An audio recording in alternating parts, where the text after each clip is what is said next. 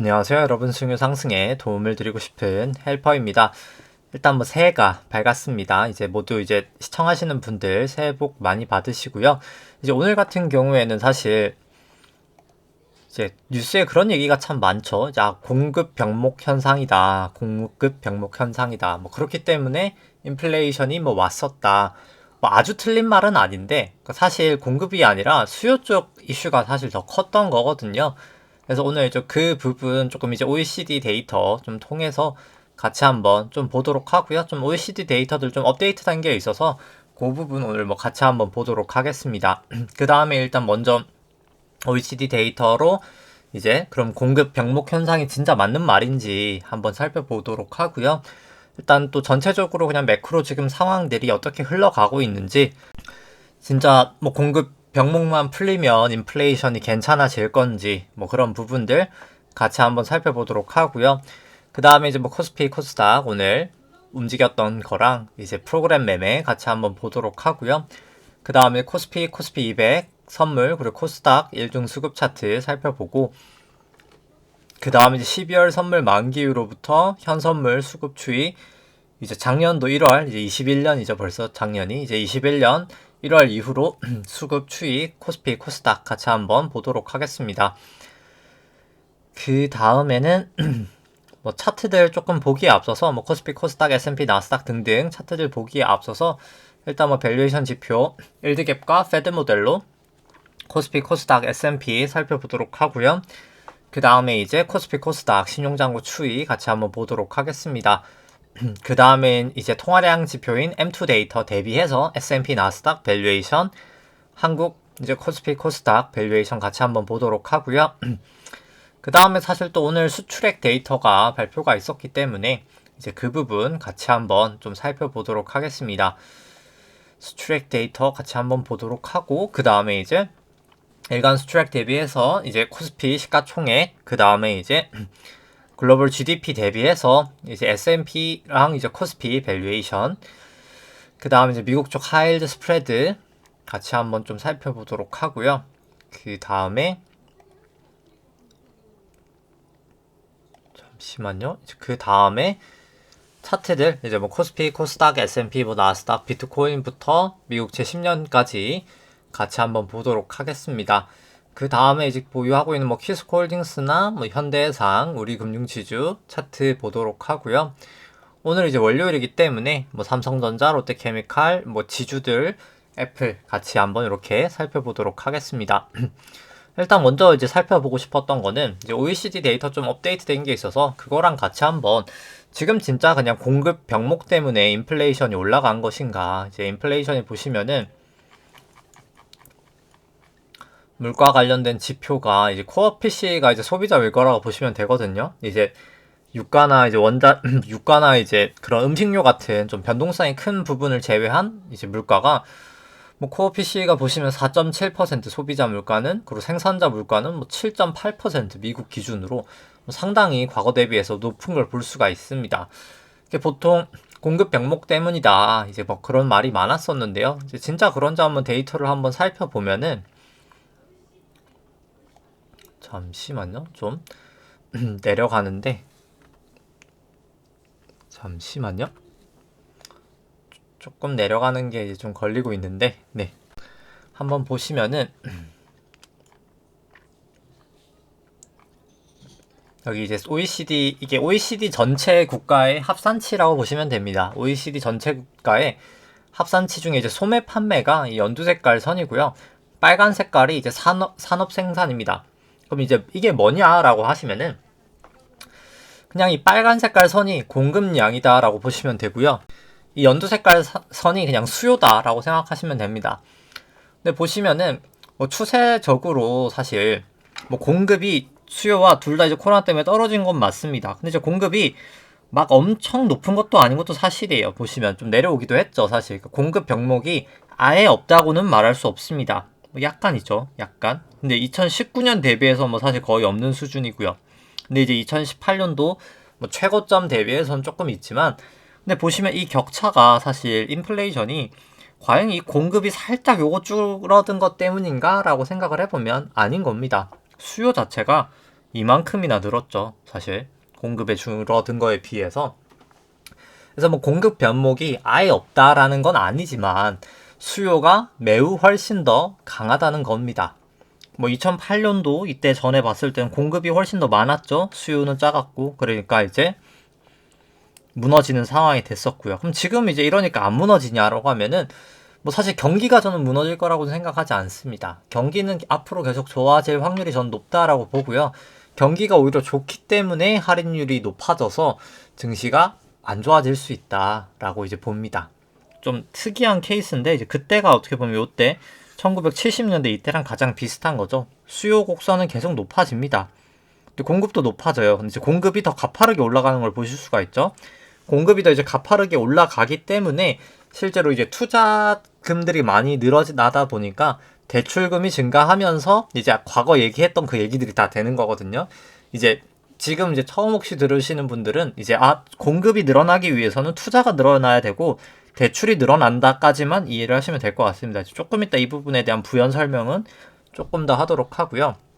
그래서 중요한 거는 지금 수요에 비해서 공급이 딸리는데 뭐 사실 공급이 엄청 부족해서 딸린다기보다 그냥 수요가 너무 많이 늘었었다라고 보시는 게 정확하다. 그래서 뭐 공급 병목이 아예 없는 건 아니지만 사실 수요가 훨씬 더 강했다. 근데 수요가 훨씬 더 강했다라고 얘기하는 사람은 그렇게 많지는 않죠, 사실.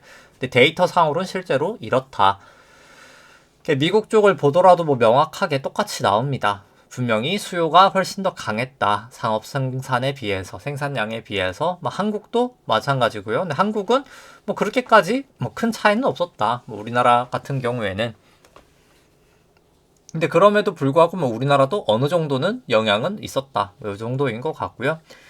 업데이트한 김에 그냥 이제 뭐 생산자 물가, OECD 합산치랑 뭐 한국 쪽 PPI 생산자 물가 같은 경우에도 확실히 매우 높은 수준 지금 보여주고 있고요. 소비자 물가 같은 경우도 이제 엄청 긴 시계열역이 나오는데 상당히 높아진 수준인 것을 보실 수가 있습니다. 그리고 경기 선행 지수 같은 경우에는 이제 국가별로 있는데 이제 다 고점을 치고 약간 내려오고 있는 추세여서 일단 경기 모멘텀 자체는 그렇게 좋아 보이진 않는다. 근데 그럼에도 불구하고 경기가 뭐 바로 꺾일 것 같지는 않고 저는 경기는 좀 그래도 유지가 계속 되리라 생각을 합니다. 경기가 좋아지기 때문에 이제 문제가 되는 거는 이제 뭐 똑같이 이제 새해여서 뭐 오랜만에 이제 반복해서 얘기를 해드리면은 결국 양적 완화를 하면서 뭐 증시가 많이 올랐고 이번 경기에 이제 가장 큰 영향을 미쳤던 게 양적 완화입니다. 뭐 예전에도 이제 설명을 드렸지만 양적 완화라는 거는 흐름이 이렇게 되죠. 이제 QE라고 하죠. 양적 완화, 퀀테이티브 이징이라고 하는데 연방준비은행이 이제 그냥 돈을 푸는 거로 알고 계시는 분들이 많을 겁니다. 그럼 돈을 이제 어떻게 푸느냐? 근데 사실 뭐 돈을 푼다라는 말도 아주 정확한 표현은 아니긴 하지만 연준이 이제 국채를 사죠. 시중에서 국채를 삽니다. 뭐 제가 팔았다고 치죠. 제가 국채를 팝니다. 그럼 국채가 저는 없어지겠죠. 근데 그만큼 현금이 들어옵니다. 근데 그 현금을 제가 정말 이제 그냥 제 뭐 금고에 넣어놓진 않을 거 아니에요. 은행에 맡기면 제 돈이 은행에는 부채죠. 그러니까 예수부채가 증가가 되고요. 은행은 이제 그 현금을 연방준비은행이 이제 다시 또 예치를 합니다. 이제 그런 걸 이제 지급준비금이라고 하고요. 이 지급준비금이 그럼 연준은 똑같이 늘기 때문에 회계 대차가 이렇게 터집니다. 결국 돌고 돌아서 그냥 연방준비은행이 국채를 매입하면 은행의 현금이 늘어나게 되고 연방준비은행의 부채도 똑같이 지급준비금이라는 계정이 증가하더라. 이렇게 이해를 해주시면 될 것 같고요. 그래서 연방준비은행 총 자산이 코로나 이후로 4.2조 달러에서 8.8조 달러까지 뭐 천문학적으로 증가를 하게 됩니다. 이제 그렇기 때문에 이제 부채도 똑같이 증가를 하는 거죠. 왜냐면 부채가 증가해야 자산이 증가할 수 있고 뭐 자산이 증가해야 부채를 증가할 수 있기 때문에 같이 늘었는데 뭐 부채는 총 이제 4가지로 구성이 되고요. 유통통화, 지급준비금, 재무부일방 계정, 이제 리버스 레포인데 유통통화는 그냥 진짜 프린트된 달러라고 보시면 되고요. 그리고 제가 목이 좀 안 좋기 때문에 그냥 원래 목이 좀 안 좋아서 좀 목이 안 좋은 건 양해를 부탁드리고요. 이제 뭐 유통통화는 이제 프린트된 달러고 지급준비금은 아까처럼 그냥 은행이 이제 가지고 있는 현금을 연방준비은행에 맡겨놓은 그냥 은행의 현금이라고 생각하시면 됩니다. 재무부 일반 개정은 이제 미국 재무부, 우리나라로 치면 기재부가 되겠죠. 재무부가 재정정책을 쓰기 위해서 걷어놓은 이제 뭐 세금을 걷거나 국채를 발행해서 모아놓은 현금이다라고 보시면 되고요. 리버스 레포 같은 경우는 이제 연방준비은행이 단기금융시장에서 이제 단기로 조달한 차입한 그런 금액이다, 빚진 금액이다라고 생각하시면 됩니다. 근데 확실히 딱 요게 21년 5월 정도 되거든요. 작년 5월. 그때부터 연방준비은행의 이제 부채 계정이 좀 달라지시는 걸 보실 수가 있습니다. 지급준비금이 늘어나지 않고요. 이 리버스 레포라는 게 늘어나게 되는데, 원래는 이제 아까 이것처럼 기본적으로 이제 국채를 연방준비은행이 사주면 양쪽 하나를 하면 일반적으로는 지급준비금이 늘거든요. 근데 이때부터 이제 지급준비금이 증가하지 않고 이제 리버스 레포라는 게 증가를 했습니다. 이제 왜 그렇게 현상이 발생을 했을까라고 살펴보면 그때부터 이제 대출금이 증가를 했기 때문입니다. 이 빨간 색깔이 이제 대출 증가율이고요. 대출이 이제 증가하다 보니까 은행이 이제 현금을 안 받아주는 겁니다. 이제 왜냐면 대출을 해야 되는데 현금도 결국은 자산이기 때문에 현금 투자자잖아요. 투자이잖아요. 결국에. 대출을 할래 현금을 했을 때 현금을 투자할래 했을 때 당연히 수익성이 대출이 더 훨씬 좋기 때문에 굳이 이제 대출이 이렇게 증가하는 상황에서 은행이 현금을 늘릴 필요가 없는 거죠. 그렇기 때문에 이제 예대율이 이렇게 낮아졌던 게 이제는 다시 이제 올라가는 추세로 살짝이나마 변동이 되고 있고요. 현금이 그러다 보니까 안 증가되면서 이제 리버스 레포라는 게 증가가 되고 있는 겁니다. 그럼 이제 리버스 레포를 계속 증가시켜서 이 부채 구조를 유지시키면 자산도 계속 유지를 시키고 테이퍼링을 안 해도 되는 상황이 되겠죠.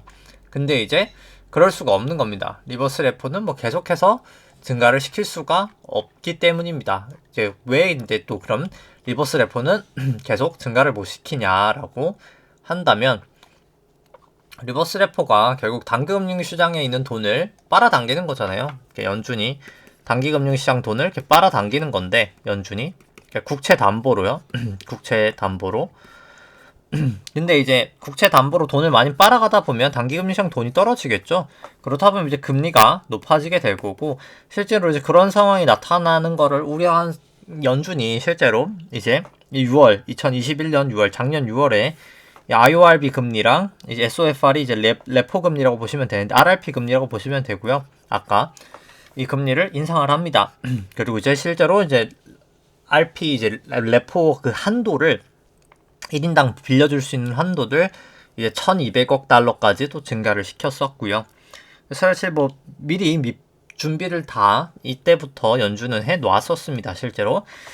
근데 이제 중요한 거는 계속 이렇게 올렸음에도 불구하고 이 단기금융시장 돈이 점점 줄어들면 이 금리가 이 SOFR이 레포 금리인데 이거랑 이제 T빌 이제 3months짜리가 올라갈 거거든요.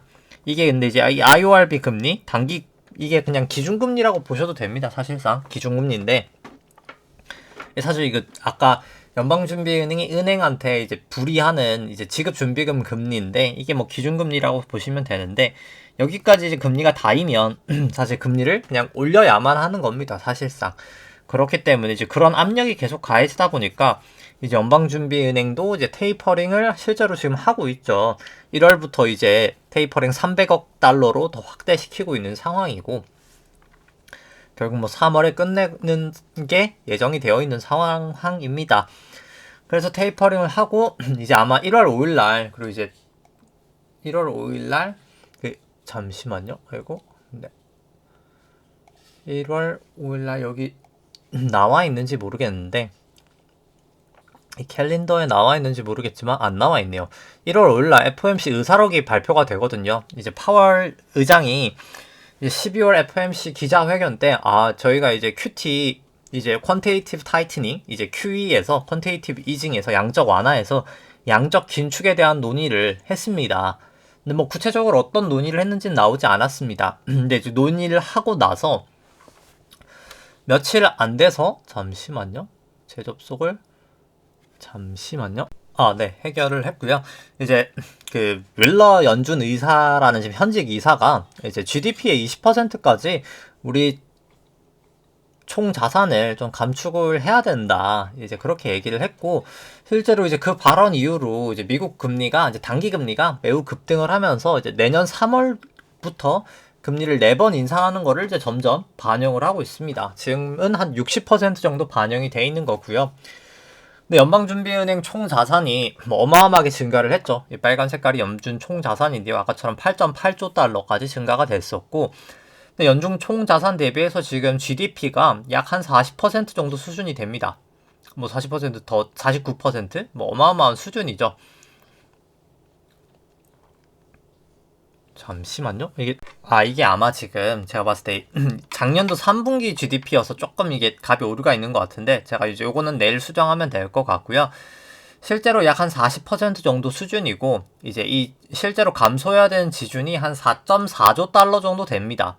뭐 이게 조금 값이 제가 봤을 때 GDP 값이 아마 3Q 걸로 들어가 있어서 이 연간 데이터가 안 들어가 있어 지금 조금 다른 것 같기는 한데, 결국 중요한 거는 뭐 4.4조 달러를 감소를 시켜야 되는 거죠. 연방준비은행 총 자산이. 이제 그런 게 나올 거고, 아마 1월 5일날 의사록이 또 나오면은, 제가 봤을 때 시장이 지금 QT에 대한 대응은 아무것도 안 돼 있다라고 보거든요. 실제로 생각보다 뭐 금리가 튄 거는 분명합니다만 실질금리가 반영이 아예 돼 있지 않기 때문에 실제로 그게 나오면은 조금 증시에 생각보다 좀 큰 충격을 줄 수 있지 않을까 생각을 합니다. 물론 이제 뭐 가봐야 이제 의사록이 어떻게 나왔는지 봐야 되긴 하겠지만, 뭐 그런 게 좀 저는 개인적으로 뭐 좀 예상이 되고요. 그리고 이제 결국 뭐 경기가 안 좋아진다 하더라도 뭐 결국 사실 QT를 할 수밖에 없는 게, 뭐 지금은 계속해서 이제 재정 정책을 하고 있잖아요. 미국 같은 경우도 뭐 계속 인프라 법안 지금 하나 통과됐고 하나 지금 또 대기 중인데, 통과가 되면 이 부채 구조가 이 TGA라는 재무부 일반 계정이 이렇게 증가를 할 겁니다. 연두색이 이렇게 되는 거죠. 이게 보라 색깔이 아니라 연두색이 되는 겁니다. 한 1조 달러까지. 근데 결국 재정 정책은 결국 그냥 돈을 쓰는 거잖아요. 바로 이렇게 감소를 하면서 이게 감소가 될 겁니다. 이만큼 증가되는 만큼 이게 사라지는 거죠. 그럼 자산이 부채가 바로 감소가 되기 때문에 돈이 실물 경제로 흘러간다는 겁니다. 그러니까 연방준비은행 총 자산이 이렇게 증가를 할 때는 금융시장에, 그러니까 QE는 결국 그냥 금융시장에 돈이 증가를 한다라고 보시면 되고요. 실물 경제에는 사실 영향이 없습니다. QE 같은 경우에 자산이 증가되는 거는. 근데 QT 같은 경우에는 금융시장의 돈은 감소를 하고 이 실물시장의 돈은 증가가 되는 겁니다. 그래서 뭐 사실 QE에는 금융시장에 되게 호황이죠. 왜냐면 금융시장에 돈이 쌓이는 거니까요. 그런데 실물 경제는 뭐 크게 영향은 없습니다. 인플레이션도 발생하지 않고요. 왜냐면 다 그냥 통장에 돈이 잠들어 있기 때문에 뭐 굳이 잠들어 있는 돈 때문에 물가가 올라가진 않는 거죠. 통장에 그냥 돈만 쌓여 있다고 물가가 올라가진 않으니까요. 근데 QT 같은 경우는 진짜 이 돈이 실물 경제로 흘러간다는 의미이기 때문에 금융시장은 당연히 안 좋아지고요. 그 다음에 실물 경제가 좋아지는데, 뭐 이제 과거에 이제 그런 경우가 항상 있었죠. 그러니까 실제로 뭐 그런 리포트가 항상 많습니다. 금리 인상기에 실제로 주식이 올랐다라는 얘기를 하시는 분들이 상당히 많습니다. 그리고 그게 맞는 말이에요. 이제 2015년 말부터 2019년까지 기준금리를 이렇게 올렸습니다. 근데 미국 증시도 올랐어요. 이제 그래서 마치 근데 그런 거죠. 이제 비 오는 날은 우산을 다 들고 가시잖아요. 사실 뭐 깜빡하실 수도 있긴 하지만, 근데 그런 거죠. 이 질문에 대한, 그러니까 이 답은 그러니까 이 방금 했던 말은 이제 예전에 이때 금리 인상했었는데 주가가 올랐었다라는 말은 마치 이런 거죠. 우산을 들고 가니까 비가 오더라 라는 말이랑 똑같은 거죠. 우산을 들고 와서 비가 온 건가요? 아니면 비가 오니까 우산을 들고 왔던 건가요? 인 거거든요. 이게 통계학에서 되게 조금 중요한 거거든요. 뭐가 원인이고 뭐가 결과인지가 상당히 중요합니다. 그러니까 금리가 올라가서 주가가 올라간 거는 아닌 거예요. 그러니까 정확하게는. 이제 그러니까 왜 그럼 주가가 그때 올라갔었냐라고 하면은, 이제 뭐 실제로 딱 그래서 단면적인 것만 보면은 안 되기는 합니다. 그러니까 금리만 올라갔었으니까 이제 저때 사실 그럼 금리만 올라가고 다른 거에 또 영향이 있었을 거잖아요. 이제 다른 영향도 좀 봐야 되는데, 실제로 뭐 금리 인상기들을 한번 살펴보면 대부분은 올랐습니다. 실제로 보면은 그때도 이때나 뭐 실질금리 낮았을 때나 뭐 둘 다 이제 똑같을 때인데요. 사실 뭐 이때랑 요때 보시면은 금리 인상기입니다. 요때가.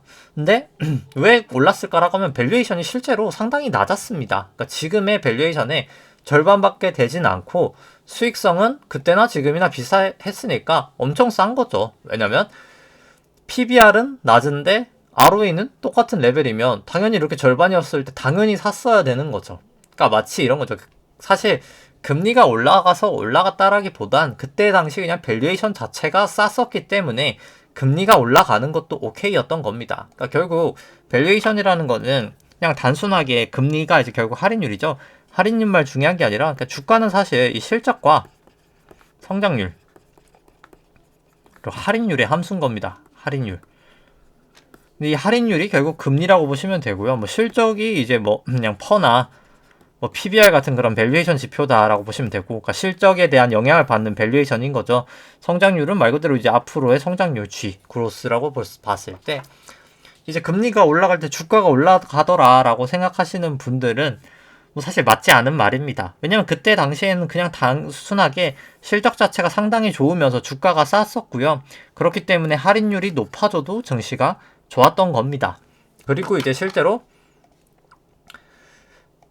보통 이제 이런 케이스들이 보통 실질금리가 이제 낮을 때 많이 나타났던 케이스인데요. 보면은 아까 이제 12년도 얘기도 제가 잠깐 했었던 게 2012년 그때도 보시면은 실질금리가 낮을 때거든요. 2015년 중반, 뭐 2016년 중반도 그렇고.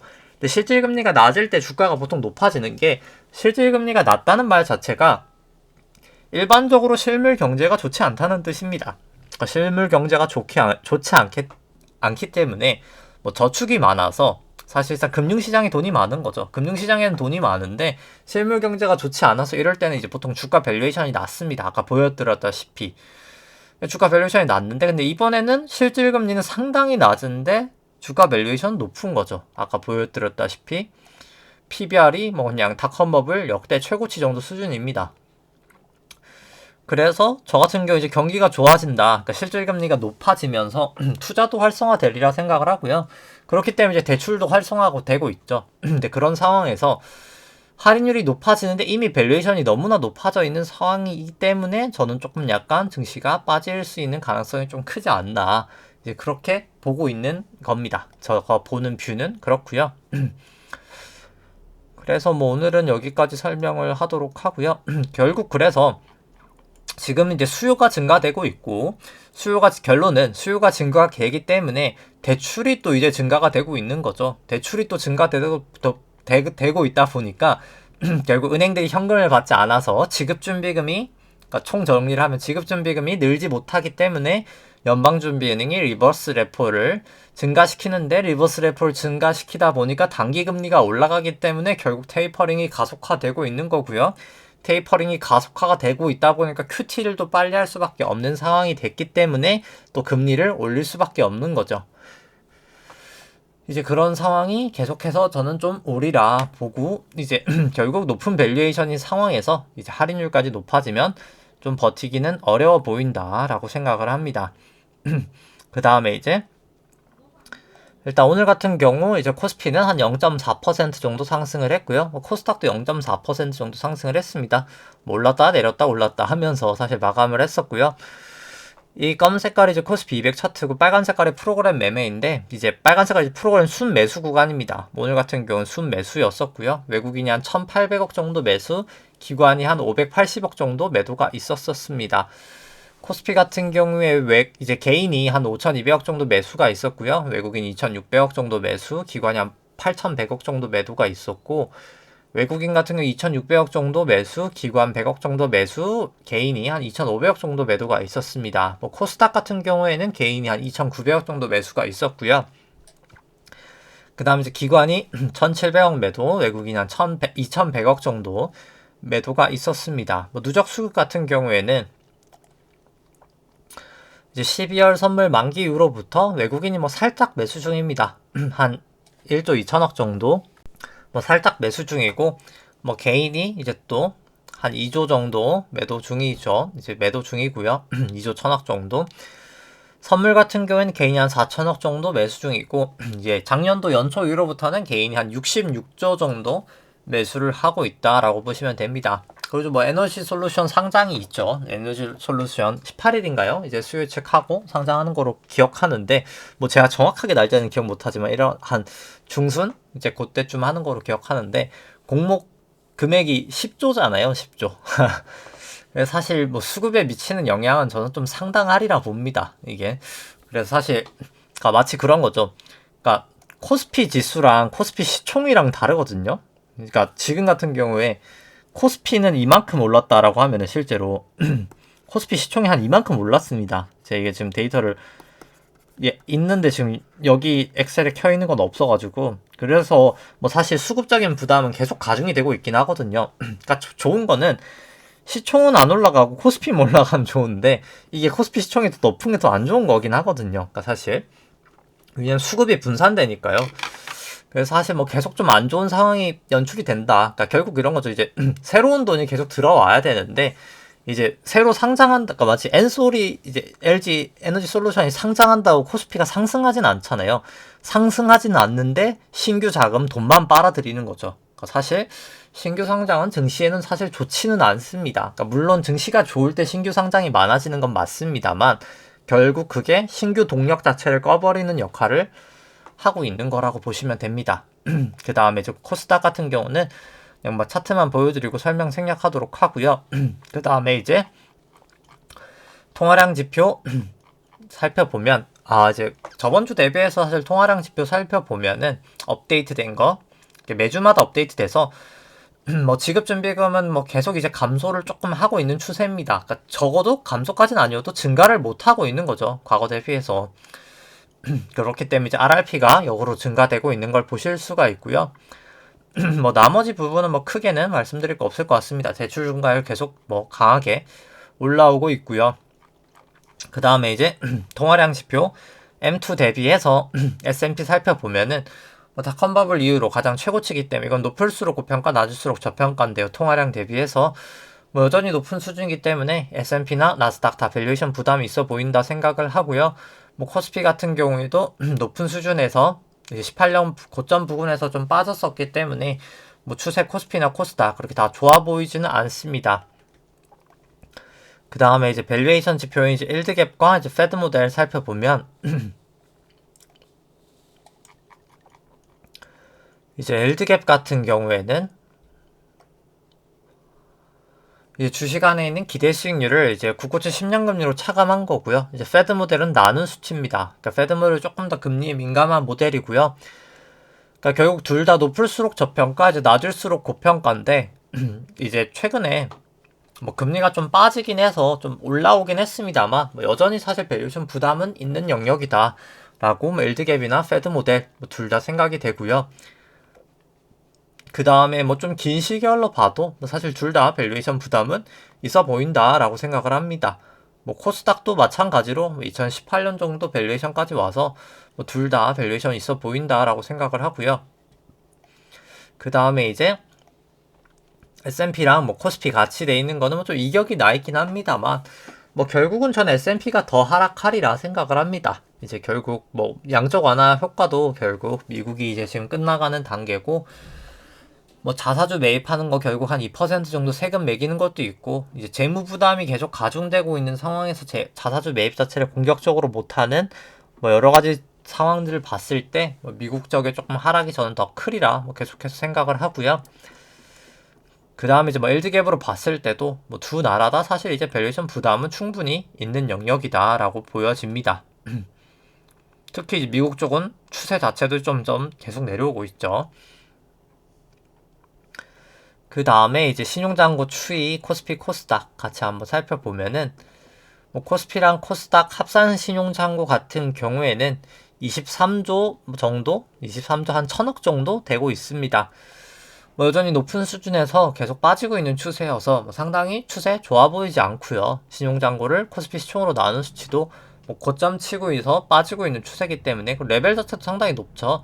좋아 보이지 않는다라고 생각을 합니다. 신용잔고 증감 속도는 이렇게 떨어질 때가 안 좋을 때인데 떨어지고 있기 때문에 뭐 당연히 좋아 보이지 않고요. 그 다음 뭐 코스닥은 뭐 차트만 보여드리고 뭐 설명을 생략하도록 하겠습니다. 그 다음에 이제 한국 수출액 이제 발표가 있었죠. 12월. 뭐 잘 나왔습니다. 600억 달러 넘기면서 잘 나왔고요. 근데 이제 사실 사상 최대 금액이 나왔습니다. 무역 금액 같은 경우. 근데 뭐 사실 일수 감안하면 근데 뭐 최대치는 아니긴 했고요. 일수 감안했을 때는 보시면은 일수 감안했을 때 뭐 사실 최고치는 아니긴 했었고, 근데 이제 사실 무역 적자가 났거든요. 그러니까 무역 수지가, 그러니까 결국 수입이 더 많았던 겁니다. 우리가 수출도 증가가 되긴 했는데 수입이 더 많았던 거죠. 이제 그 이유는 뭐 사실 수출 같은 경우에는 이제 이미 증감률 자체는 보시면 증감률 자체는 이미 떨어지고 있잖아요.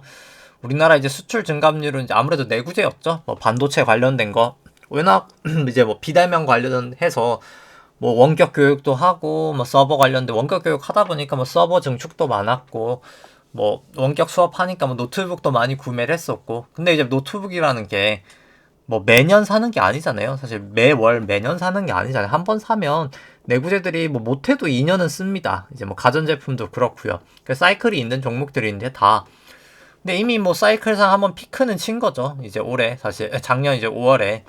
그렇기 때문에 사실 YY는 피크를 쳤는데, 중요한 거는 우리나라의 이제 수입 물가 자체는 계속 높아지고 있는 거죠. 그렇기 때문에 이런 시차 때문에 수입액 자체가 더 폭증을 하면서 이제 오히려 무역 수지 적자가 나는 상황이 발생을 한 겁니다. 근데 이제 무역 수지 또 적자가 날 때 실제로 증시가 항상 좋지 않았다. 근데 앞으로도 계속 무역 수지 적자가 좀 날 수도 있다라고 생각을 합니다. 왜냐면 수입 물가는 계속 높아지기 때문에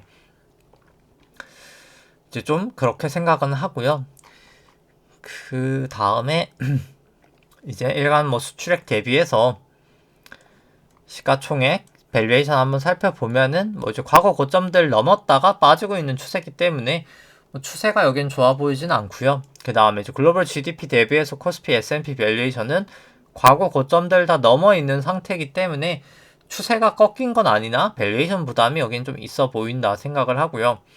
그 다음에 이제 하이힐드 스프레드 같은 경우에는 하회를 하고 있죠. 200일 이동평균이나 120 이동평균이나 50 이동평균선 다 하회를 하고 있어서 일단 뭐 추세 자체는 이제 다시 이제 위험선으로 돌아간 건 맞으나 뭐 좀 약간 저는 계속 좀 불안해 보인다. 뭐 사실 이 정도이면은 추세 자체가 좀 불안해 보인다라는 생각이긴 합니다. 그 다음에 차트 살펴보면 코스피는 코스피 200으로 보도록 하고요. 이제 1998년도 이제 외환위기 때부터 닷컴버블 때까지가 1파, 엘리어트 파동상, 닷컴버블 하락이 2파, 그 다음 금융위기 전까지 상승이 3파, 금융위기 하락부터 지루했던 조정이 4파, 17년, 18년 상승이 5파로 1, 2, 3, 4, 5가 큰 일이라고 보고요. 그 다음 A, B, C 파동, 미중무역 분쟁, 코로나까지 떨어지면서 큰 이도 완성이 되었다라고 봅니다. 그 다음에 이제 작년도 2월 정도까지 올라갔던 게 이제 큰 3의 1파라고 보고요. 그 다음 지금 빠지고 있는 게 3의 2지 않을까라고 생각을 합니다. 여기 이제 저점하고 저점을 그어서 여기 이제 고점에다가 올려놓으면 채널링을 할 수 있고요. 여기 이제 고점 뭐 딱 잘 닿은 부분에서 빠졌었기 때문에 이제 뭐 3-1의 고점은 좀 보지 않았나라는 생각입니다. 그 다음에 이제 3파의 1파랑 2파 살펴보면 코로나 저점 이후로 여기까지 1, 2, 3, 4, 5까지 나왔다라고 보고요. 이제 2파랑 4파 저점을 그어서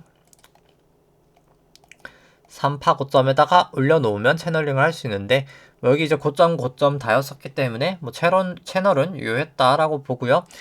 여기 이제 깨지고 여기 깨질 때 뭐 두 번 팔 수 있는 기회가 있었고, 여기까지 내려왔던 게 이제 A파, 여기가 올라갔던 게 B파, 1, 2, 3, 4, 5로 C까지 이제 다 한 파동이 이제 끝이가 났다. 이제 A파의 조정은 끝이 났다라고 보고요. 여기 이제 5파랑 B파에다가 A파 저점 채널링을 해보면 여기 A파도 딱 저점 잘 닿아서 채널은 유효했다라고 보고요. 그 다음 여기 1, 2, 3, 4, 5로 채널이 깨질 때 채널 이제 추세가 이제 거의 끝나가는구나 10파가 그랬다가 다시 올라갈 때 확실히 끝났구나 뭐 이렇게 좀 알 수 있었습니다. 그 다음에 이제 또 4랑 A파 저점 이렇게 두 개 그어보면은 추세가 이제 역전이 됐죠 지금은. 그래서 그렇게 추세가 좋아 보이진 않고요. 이 A, B, C가 저는 큰 A라고 보고, 아마도 지금까지 이제 올라갔던 게 A, B, C, A, B, C로 결국 이게 아마 저는 B라고 봅니다. 그 다음에 아마 저는 C로 빠진다라고 보고요. 그래서 여기서 뭐 반등을 한 번 더 하든 뭐 좀 더 가든 어떤 상황이 됐던 간에 결국엔 저는 좀 빠지리라 봅니다. 그리고 일단 여기 구름대를 일단 가장 계속해서 못 넘고 있죠. 오늘도 뭐 사실 넘어가려고 시도를 하면서 한 1.3%까지 반등을 했었다가 재차 다시 구름대 안으로 들어왔고, 이제 여기 26일 후행스팬이 딱 여기 호전은 돼 있지만 여기 딱 있는데, 이게 여기를 후행스팬을 따라 내려갈지 아니면 이제 구름대를 좀 뚫어버릴지 뭐 그거를 조금 보긴 해야 될 것 같은데, 뭐 볼린저 밴드가 여기도 상당히 모여 있어 보여서 사실 추세가 저는 그렇게 좋아 보이지는 않는다라고 생각이 됩니다. 그 다음 뭐 닷컨버블 때가 아니죠. 닷컨버블 아니라 이제 코스닥 같은 경우에는 여기 이제 5파 5점 치고 A, B, C 빠지고, 뭐 저는 이제 여기가 B고 C의 1, C의 2 정도라고 보고요. 그래서 결국은 저는 좀 빠진다라고 보는데, 일단 여긴 추세 자체는 다 호전돼 있어서 추세 자체는 문제가 없다라고 봅니다. 근데 그럼에도 불구하고 뭐 그렇게 여기 좋아 보이진 않는다. 추세 자체가 아니 추세라기보다 그냥 차트가 그렇게 이뻐 보이진 않는다라고 생각을 하고요. 여기가 이제 설사 전고점이 저는 뚫린다 하더라도 그냥 A, B, C 다음에 그냥 A, B, C로 B 나오고 나서 그 다음 이제 결국 좀 빠지지 않을까. 일단 뭐 전고점이 넘어가면 조금 더 고민해봐야 되겠지만 그 전까지는 저는 좀 하방의 가능성이 높지 않을까 라고는 뭐 생각을 합니다. 그 다음에 이제 S&P 같은 경우에는 2009년도 바닥부터 여기까지가 1, 2, 3, 4, 5로 마지막 파동이 이제 저는 사실 끝이 났다라고 보고요. 그래서 꽤나 크게 하락이 있지 않을까 생각을 하고요. 마지막 이제 5파에 대해서 결국 이제 마지막 5파에 대해서 코로나 이후로 여기까지가 이제 1, 2, 3, 4 하고 나서 마지막 이제 5에 대해서 여기가 1, 2, 3, 4, 5로 저는 끝이 난 게 아닌가라고는 생각을 하고 있습니다. 일단 뭐 여기 이렇게 이제 추세선을 그어봤을 때 뭐 추세선을 넘기는 했고요. 이제 RSI 같은 경우에. 근데 그럼에도 불구하고 뭐 사실 저는 이제 뭐 분봉으로 봤을 때 이제 여기가 이제 5파 5점 치고 여기가 A, B, C로 지그재그가 나오면서 이게 이렇게 내려가는 걸 지그재그를 하거든요. 이 지그재그 A가 나오고 그럼 이제 B가 보통 플랫이 납니다. 이게 아마 A, B, C로 플랫 이 N자 모양이지 않을까 뭐 이렇게 생각을 하고 있습니다. 뭐 오늘 같은 경우에는 지금 좀 반등을 하고 있죠. 이제 아시아 장에서 뭐 여기 갱신을 할지 안 할지는 모르겠지만 뭐 사실 한다 하더라도 뭐 저는 그렇게 크게 반등은 못하고 좀 빠지지 않을까 라고는 봅니다. 그리고 이제 일단 뭐 구름대라기보다 여기 이제 볼린저 밴드 안으로 사실 들어왔죠. 들어왔다가 뭐 여기 안에까지 갈지도 있다라고는 생각을 합니다만 정말 이번에 딱 데이면 좀 빠지지 않을까 그렇게 생각을 하고, 뭐 가장 큰 게 결국 거래량 자체가 내려갈 때는 올라가고 올라갈 땐 내려가고 또 내려갈 땐 올라가고 올라갈 땐 내려가는 이런 차트 모양이어서 뭐 사실 거래량이 없는 상승은 조금 신뢰도가 많이 떨어진다 뭐 그렇게 생각을 합니다. 그리고 뭐 볼린저 밴드 상으로도 이제 20일은 좀 벌어져 있기도 하고 50일은 여기 딱 걸쳐 있기도 하고요. 200일도 딱 걸친 수준까지 와서 뭐 결국 여기를 볼린저 밴드를 다시 하회하면 뭐 그때 조금 크게 빠질 수 있지 않을까 생각을 하고요.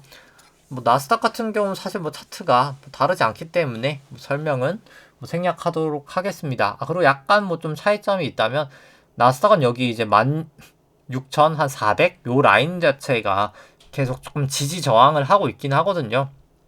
그래서 여기를 이제 위로 넘기냐 마냐가 좀 중요할 것 같습니다. 확실히 딱 깨고 들어가느냐 아니면 위로 이제 올라가느냐 뭐 좀 중요하리라 생각을 하고요.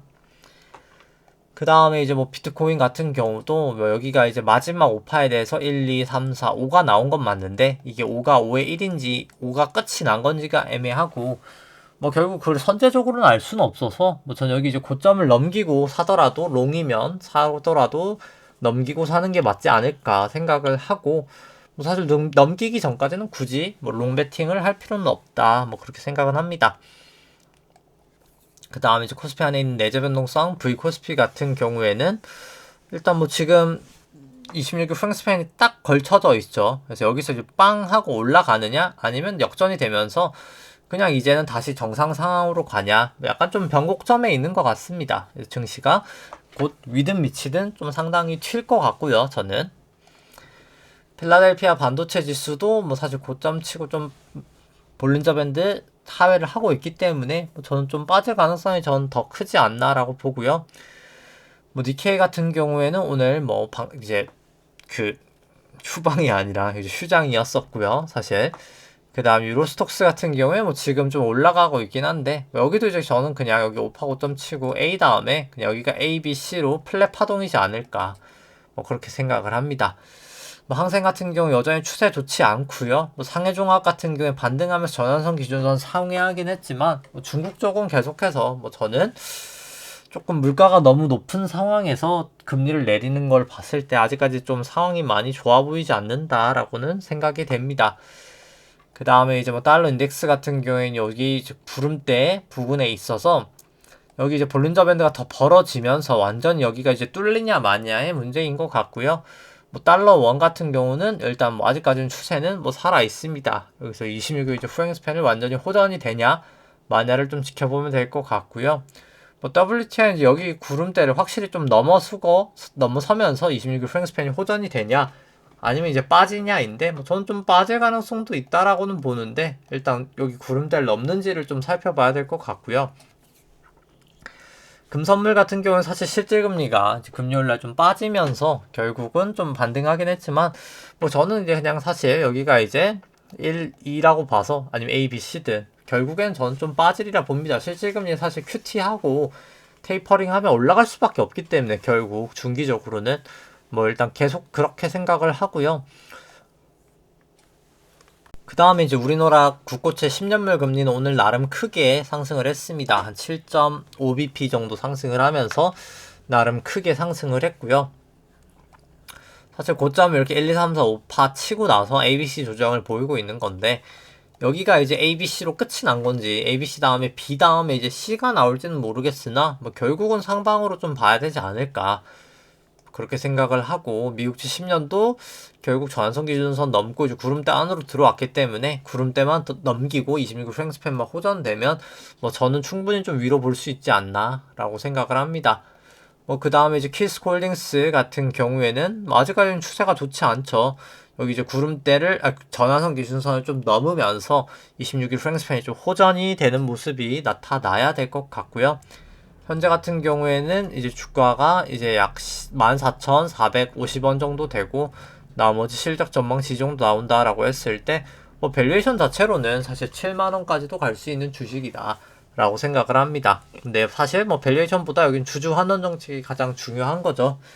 결국 회사가 가진 돈은 많아도 어떻게 보면 그 돈을 뭐 써야 이제 좀 좋은 데 쓸 수 있어야 내가 쓸 수 있어요. 아니면 좋은 데 쓰던가 아니 주주들이 가질 수 있어야 돈이 되는 거잖아요. 근데 지금은 그냥 대주주가 통장 안에만 갖고 있는데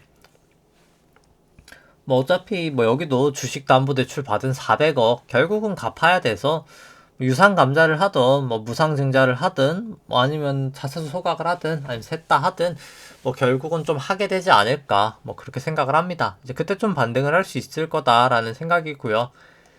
그 다음에 현대해상 같은 경우도 뭐 오늘은 좀 반등이 있었습니다. 뭐 워낙 낙폭이 컸기 때문에 뭐 밸류에이션으로는 충분히 저렴한 수준이다라고 생각을 하고 일단 추세상으로는 전환선 기준선 다 하회하고 26일 프랭스팬도 아직까지는 역전이 돼 있어서 뭐 아직까지 추세가 뭐 안 좋은 건 사실입니다. 뭐 그럼에도 불구하고 일단 밸류에이션 자체는 기대 수익률만 봤을 때 뭐 상당히 저렴하다, 상당히 저평가되어 있다라고 보실 수 있을 것 같고요. 그 다음에 이제 우리금융지주는 오늘 설명하기 때문에 뭐 그때 이제 설명을 하면은 삼성전자부터 같이 보도록 하겠습니다. 오늘 뭐 삼성전자 같은 경우에 현재 주가 78,000원 정도 되고요. 나머지 실적 전망치 정도다라고 했을 때 뭐 그냥 비싸지도 뭐 싸지도 않는 뭐 그 정도 밸류에이션이다라고 보고요.